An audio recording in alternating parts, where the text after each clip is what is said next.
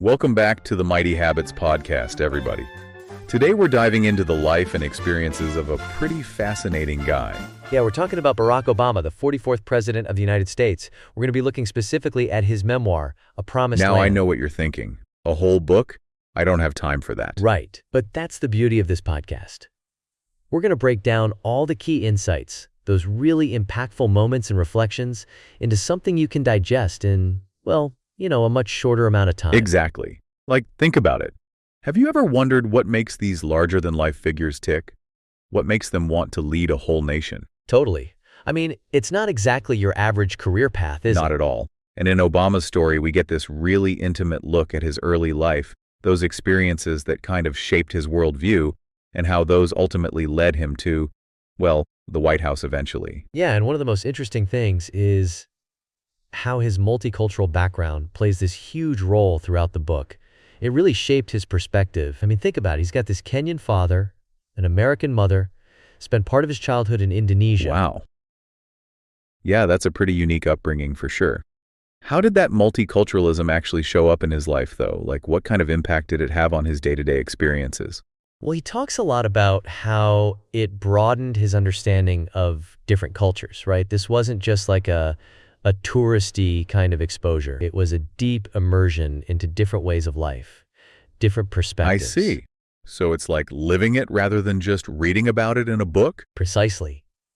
And he specifically mentions how living in Indonesia really opened his eyes to the sheer diversity of human experience. It's fascinating how those early experiences planted the seeds for his ability to connect with people from all walks of life later on, that empathy he was known for. That's really cool. It makes you wonder how much of who we are as adults comes from those early childhood experiences. Absolutely. It's all interconnected, isn't it? But, here's the big question. How did those personal cultural experiences translate into political ambition?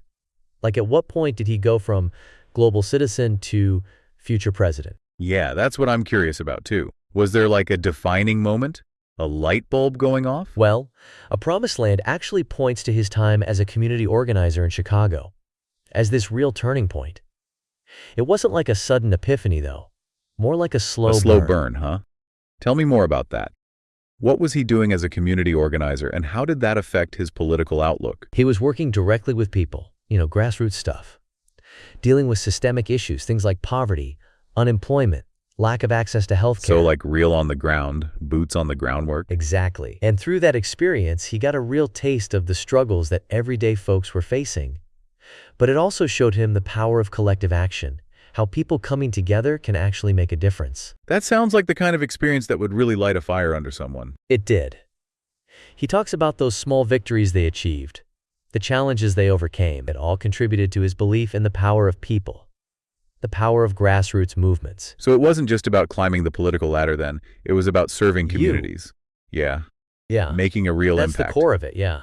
And I think those early experiences, those lessons learned in Chicago, really laid the groundwork for his political career. It's fascinating how these seemingly unconnected dots end up forming a whole picture, isn't it? It is. But moving on, let's talk about those early days in politics. He didn't just wake up one morning and decide to run for president, right? There had to be a stepping stone, a first foray into the political arena. What was that like for him? Yeah. How do you even begin to break into that world? He talks about the initial challenges he faced, like fundraising, building a team, creating a campaign infrastructure. It's not as simple as it looks from the outside. I bet it isn't. There was skepticism. People doubting his experience, questioning his motives, even outright opposition. It's a tough world. I can imagine. So how did he navigate all that? What was his strategy? Well, he didn't just rely on political maneuvering or slick slogans. He actually focused on connecting with people, sharing his story, his vision for a better future. So kind of going back to his community organizing roots. Exactly. He understood the power of personal connection, the importance of building genuine relationships with the people he wanted to represent. That makes so much sense. It's like building trust first, then asking for their vote. Precisely. And, as we wrap up this initial look at Obama's journey, I think the key takeaway here is that leadership isn't always about grand pronouncements or political power plays. It's about understanding people's needs, connecting with them on a human level. Exactly. Obama's journey shows us that real leadership often emerges from genuine engagement with communities, from a willingness to listen and build consensus. And that's something I think we can all learn from, regardless of our own aspirations. I couldn't agree more. It really makes you think about the kind of leaders we need in the world today. It does. And, for those of you who want to delve deeper into this fascinating story, be sure to check out A Promised Land by Barack Obama. It's definitely worth a read. You can find the full book, as well as transcripts and summaries online. So, as you reflect on what we've discussed today, what stands out to you the most? What questions are swirling in your mind about Obama's journey, the challenges he faced, and the triumphs he achieved? Remember, this is just the beginning of his story.